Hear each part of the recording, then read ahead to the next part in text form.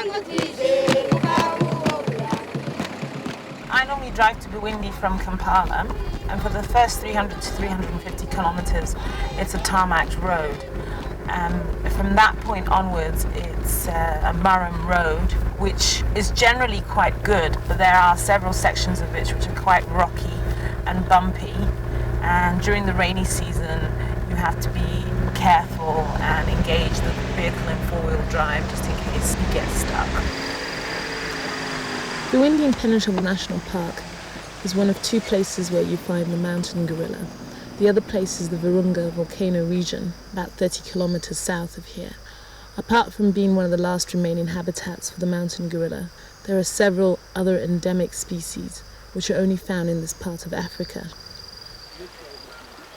Due to the conflicts in the region, there have been mass population movements, particularly in the mid-90s, when a lot of people left Rwanda and became refugees in the Democratic Republic of Congo. And this influx of people put pressure onto the protected area. They needed wood for fuel. And what they ended up doing was going into the forest to get that wood. I want to go to park headquarters. Okay, thank you. The Worldwide Fund for Nature worked with other partners in the region to try and rehabilitate the areas that had been encroached on. They went in and they cleaned up the traps and snares and took out rubbish. The conflicts in the region make conservation work difficult. There have been increased poaching or increased encroachment on the protected areas because there isn't the presence of the park staff. I really enjoy coming down to the forests and seeing the gorillas. I particularly enjoy trekking, not just because you get to see the mountain gorillas, but also because you are in the forest. There are other primates here, there's loads and loads of birds, and it's just a very nice place to be. You have to be reasonably fit to go gorilla trekking. Buwindi isn't called impenetrable for no reason. It is a very thick forest and very, very hilly.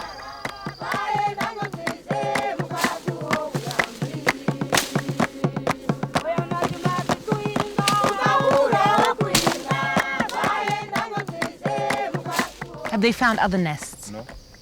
The trail of yesterday is coming. Oh, it's coming. Oh, so you're just making sure it isn't the H group nests. What happens is you will go to the point that they were seen at the day before. And from that point on, the trackers will be tracking the gorillas, following the fresh trails. I'm actually standing in a nest right now. They make new nests every night. They generally don't come back to the same nests. And they just flatten down the leaves and lay down in them. Once you approach the gorillas, the guides will tell you to keep your voices down, and then the guides will lead you to where the gorillas are.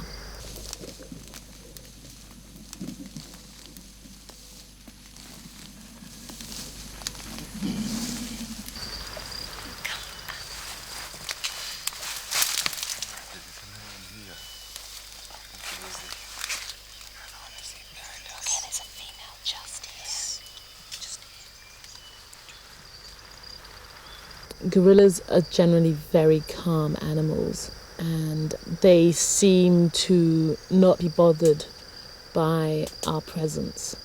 And you'll generally find them eating. The juveniles tend to frolic around and play with each other.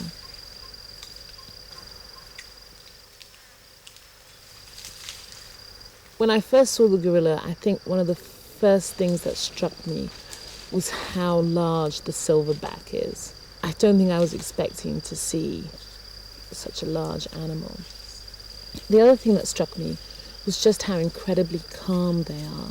It's very peaceful to spend time with gorillas. It's not to say that they don't get aggressive and they don't make a lot of noise. That isn't the case. But generally you'll find that they're very calm and very peaceful, just eating and just at peace, really. The goal for the International Gorilla Conservation Programme is the conservation of the mountain gorilla. Therefore, we try and work towards the conservation of these forests that contain the mountain gorillas. There are several threats to the habitat of the mountain gorillas. The biggest threat is probably the pressure of the local population. This forest is essentially an island in a sea of cultivation. There are over 100,000 people that surround this forest. And it is due to this encroachment that we are now left with this small forest. Bwindi was made a national park in 1991. The local communities resented the fact that they were not allowed to have any access to it.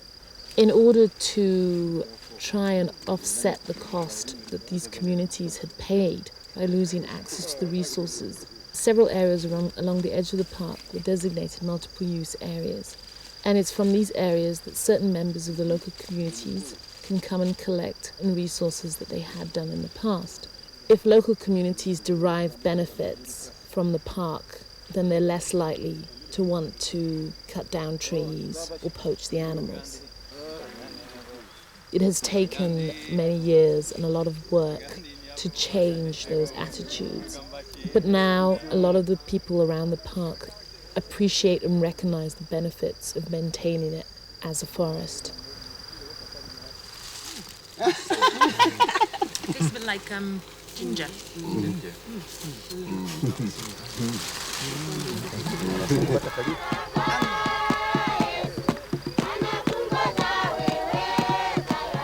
It's always very nice to come down to the field and meet with the park staff and discuss whatever issues or challenges that we need to both work on. And it is such a pleasant surrounding. I always get a lot out of coming down to the parks and trying to tackle some of these things. I would like to see Bwindi continuing to be an important conservation site.